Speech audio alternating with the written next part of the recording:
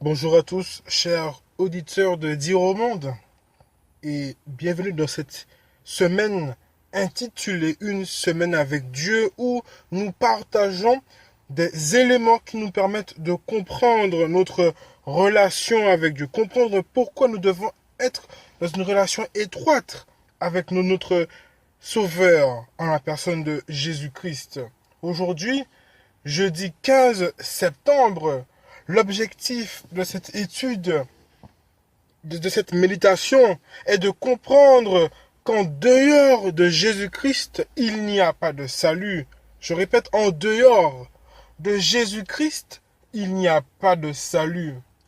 Le texte du jour se trouve dans Actes chapitre 20 et le verset 32 qui nous dit « Et maintenant, je vous recommande à Dieu et la parole de sa grâce, à celui qui peut édifier et donner l'héritage avec tous les sanctifiés. » Cher ami, lorsque je lis ce passage, je comprends une chose, c'est-à-dire je suis un outil entre les mains de Dieu.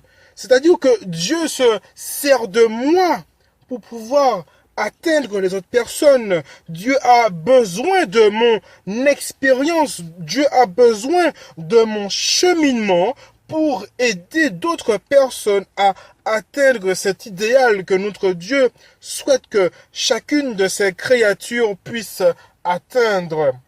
Frères et sœurs, notre Créateur a véritablement besoin de nous. Avant d'aller plus loin, il me faut d'abord comprendre certaines choses. Que la seule personne qui peut m'édifier, qui peut t'édifier, la seule personne qui peut me sanctifier et te sanctifier, la seule personne qui peut me donner l'héritage du ciel, c'est Jésus-Christ. Rappelez-vous que Jésus-Christ nous a si bien dit dans sa parole, « Je suis le chemin, la vérité et la vie. Nul ne vient au Père que par moi. » C'est-à-dire que pour que je puisse accéder au trône de la grâce et recevoir le pardon de mon Père céleste, il me faut absolument passer à travers Jésus-Christ. Il me faut absolument passer par mon sauveur personnel qui est Jésus-Christ.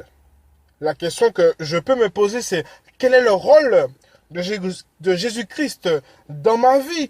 Pourquoi ai-je tant besoin de Jésus-Christ? Pourquoi j'ai besoin d'un sauveur? Et lorsque je me pose ce type de questions-là, il me faut moi-même voir mon besoin. Et pour voir que j'ai besoin de quelque chose, je dois réaliser l'état dans lequel je suis sans Dieu. Et lorsque je constate l'état pitoyable dans lequel je suis à ce moment, si je réalise qu'il me faut d'un sauveur, il me faut de Jésus-Christ. Alors, frères et sœurs, chers amis, toi qui écoutes, la réponse à toutes ces questions se trouve dans la parole de Dieu et nous pouvons en dépendre totalement.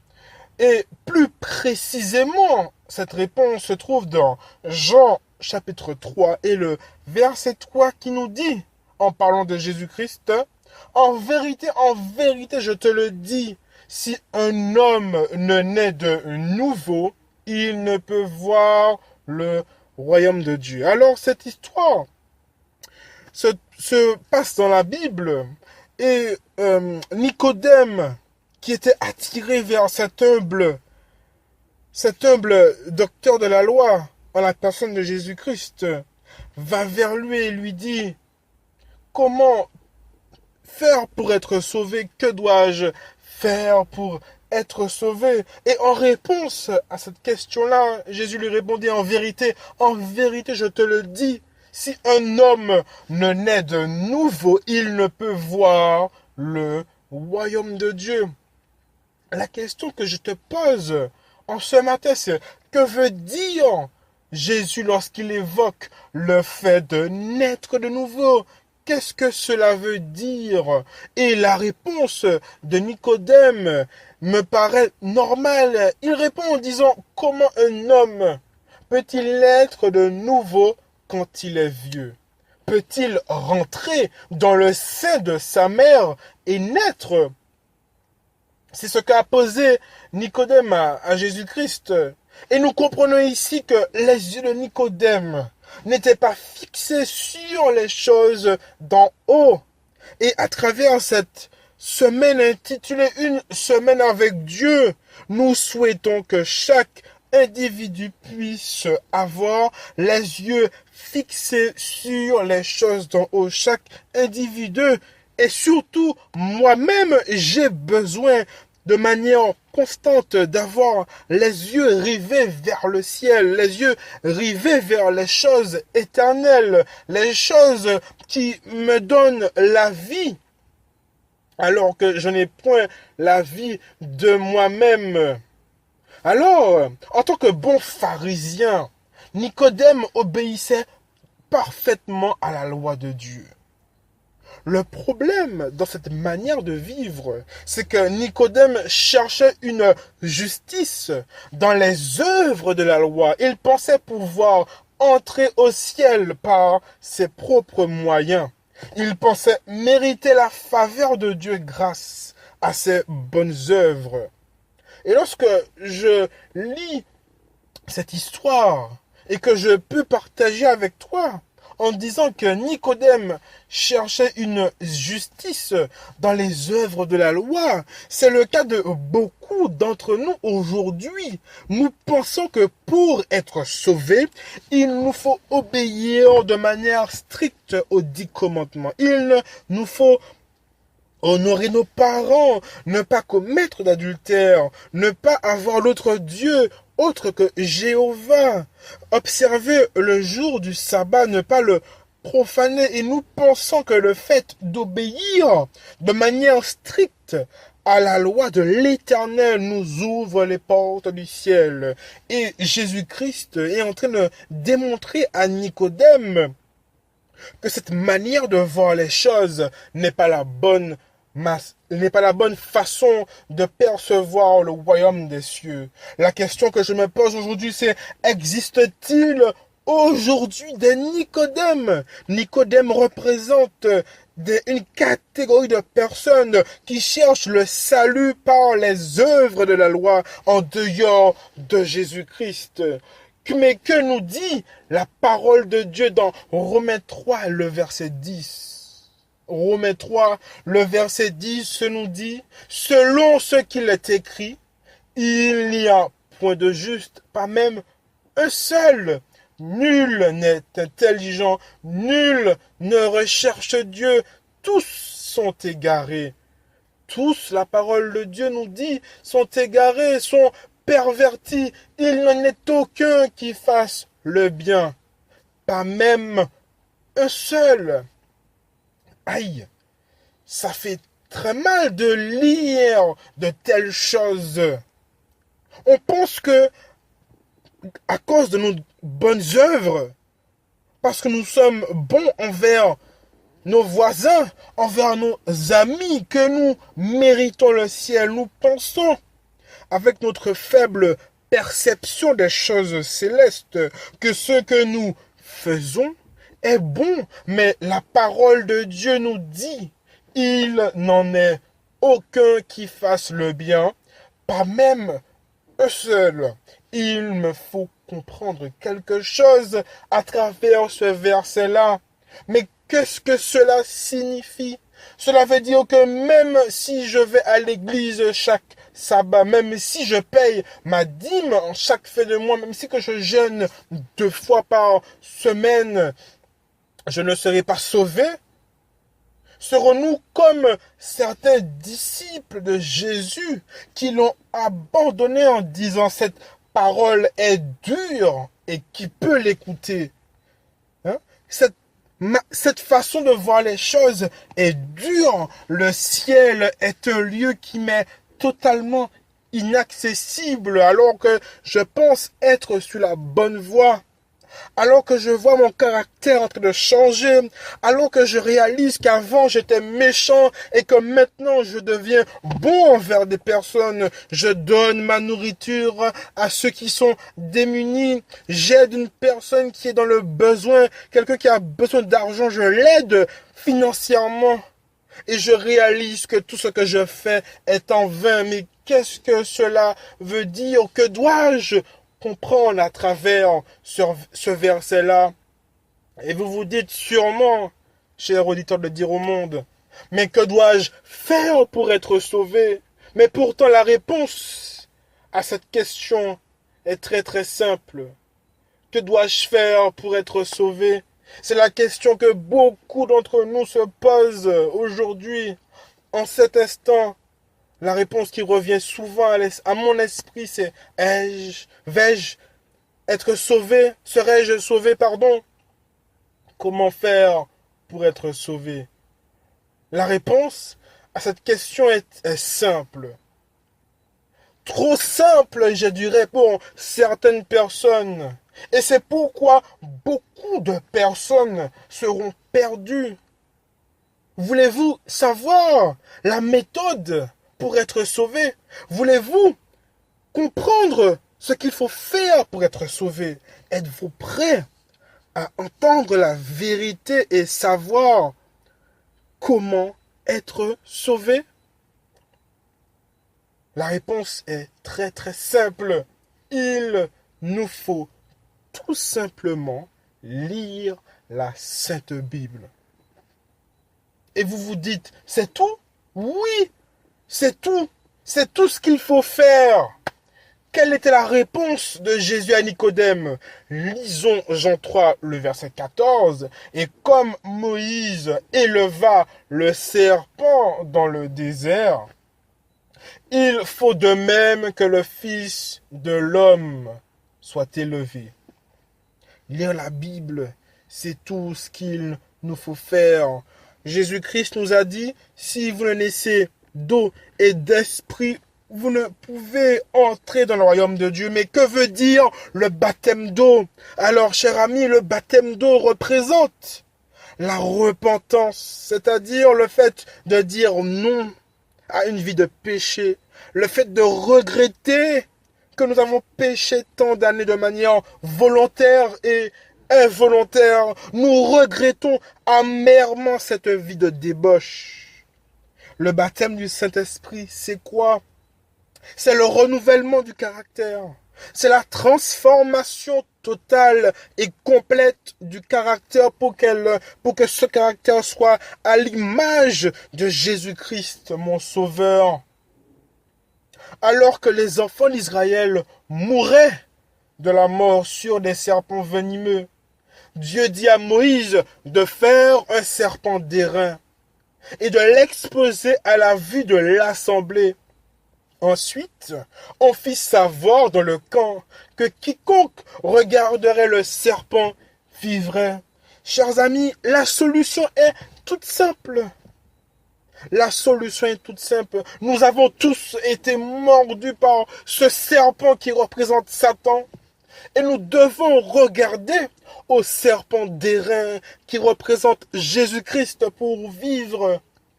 Jésus représente le serpent parce qu'il a pris sur lui ma condamnation. Et j'ai pris sur moi la justice de Jésus-Christ. Chers amis, quelqu'un est venu mourir à ma place. Quelqu'un a pris sur lui ma condamnation. Quelqu'un a payé le prix ultime de son sang, de sa vie, alors que je devais mourir. Jésus-Christ a dit non. Vous vous rendez compte que Jésus était dans un lieu paradisiaque où il recevait 24 heures sur 24 l'adoration des saints anges qui n'ont jamais péché. Et vous vous rendez compte que Jésus s'est dit, le ciel est un enfer. Mais pourquoi le ciel était un enfer pour Jésus? C'est parce que toi qui m'écoutes, tu n'y étais pas. C'est pour cela que Jésus est descendu sur la terre pour te chercher de manière personnel. Notre Dieu n'est pas un Dieu collectif. Notre Dieu est un Dieu qui est personnel. S'il fallait mourir sur la croix pour une seule âme, Jésus-Christ serait descendu mourir pour cette seule âme. Jésus-Christ descend là où tu es, au plus profond de ce puits, et il vient te tendre sa main humaine, et l'autre main saisit le Père de sa main divine pour pouvoir te secourir, pour pouvoir te donner la force nécessaire pour vaincre chaque défaut de caractère par la puissance du Saint-Esprit, pour avoir la victoire sur chaque péché connu et chaque péché inconnu. Jésus-Christ, à travers son sang, te donne le pardon de tous tes péchés. Non seulement tes péchés te sont pardonnés, mais Jésus-Christ va plus loin. Il oublie tes péchés et tes péchés sont sous la mer. Chers frères et sœurs, chers amis, Jésus représente ce serpent qui a pris sur lui notre condamnation, qui a pris sur lui ma condamnation. Et cet acte représente et révèle la puissance de l'amour de Dieu envers l'homme qui est pécheur. Peu de personnes sont reconnaissants pour ce cadeau. Et je me considère comme le premier des ingrats. Parmi les créatures de Dieu qui ne réalisent pas combien le prix a été ultime. Cela veut dire que le Créateur s'est dit, ma vie n'a pas plus de valeur que ma créature. Vous vous rendez compte que le Créateur s'est dit, alors que le Créateur ne connaît, a toujours existé, il n'a ni commencement, il n'a ni fin. Le Créateur s'est dit, ma vie n'a pas plus de valeur que ma créature. Lorsque je comprends cette notion d'amour, ce degré d'amour, mon cœur est obligé de se briser. Mais qu'est-ce qui s'est passé? Mais comment ma vie peut-elle continuer sur la voie de la débauche lorsque un amour si désintéressé s'est donné pour moi? Mais je veux connaître ce Dieu, mais je veux connaître ce Jésus qui a tout abandonné et qui est venu sur cette terre remplie de ténèbres, remplie de péchés, pour me tendre la main et pour me délivrer. Mais qui est ce Jésus? Je dis stop. À partir du moment où l'on comprend cela, on n'observe plus la loi pour être sauvé. La loi n'est plus le centre de mon attention. Mon objectif est obligé de changer. Mais je me dis, mais si Jésus-Christ a tout abandonné pour moi, pour que je puisse avoir la vie éternelle, que dois-je faire pour être sauvé? C'est connaître ce Jésus-Christ, connaître ce Dieu qui a tant aimé le monde et qui a donné son Fils unique afin que quiconque croit en lui ne périsse point, mais qu'il ait la vie éternelle. Alors que je fais une introspection, je réalise que ma vie est loin de l'idéal, loin de ce que Dieu souhaite pour moi. Tu es également loin de ce que Dieu désire pour toi. Mais quelle est la démarche? Que dois-je faire pour me rapprocher de Dieu? Est-ce que Dieu est loin? Non, frère, non, frère, non, ma sœur. Jésus-Christ est tout près de toi. Il attend. Mais qu'est-ce qu'il attend? Il attend que je me mette à genoux et que je lui raconte toute ma vie, tous mes problèmes, toutes mes difficultés. Jésus est mon Dieu personnel. Et Jésus veut avoir une relation intime avec sa créature. Vous comprenez, chers amis? Jésus-Christ veut avoir une relation avec sa créature. Jésus veut restaurer ce qui a été perdu au jardin d'Éden. Lorsqu'on évalue ce que le péché a coûté au Fils unique de Dieu, on passe toute sa vie dans la repentance. On passe toute sa vie à pleurer parce que nous avons littéralement cloué le Fils de Dieu. Nous l'avons cloué par nos péchés, nous le blessons toujours. Aujourd'hui, lorsque nous péchons volontairement et involontairement, nous le blessons aujourd'hui et il est temps que les souffrances de Jésus-Christ cessent. Il est temps que Jésus-Christ arrête de pleurer sur cette âme qui refuse de se soumettre à lui. Et si Jésus-Christ devait retirer le voile, rien que 10 secondes, nous verrions que les anges de Dieu nous protègent. Nous verrons l'ennemi en train de mettre en place toutes sortes de pièges pour nous faire tomber. Et nous verrons littéralement l'amour de Dieu. Nous verrons littéralement des anges de notre Dieu se battre pour que nous puissions rester en vie. Chers amis, le ciel se vide à chaque fois qu'une âme a besoin de délivrance. Le ciel se vide à chaque fois qu'une âme a besoin d'aide. Mais pourquoi le ciel se vide? Parce que Jésus-Christ a placé de la valeur sur chacune de ses créatures. Jésus-Christ a mis tout en œuvre pour que ces créatures soient en sécurité.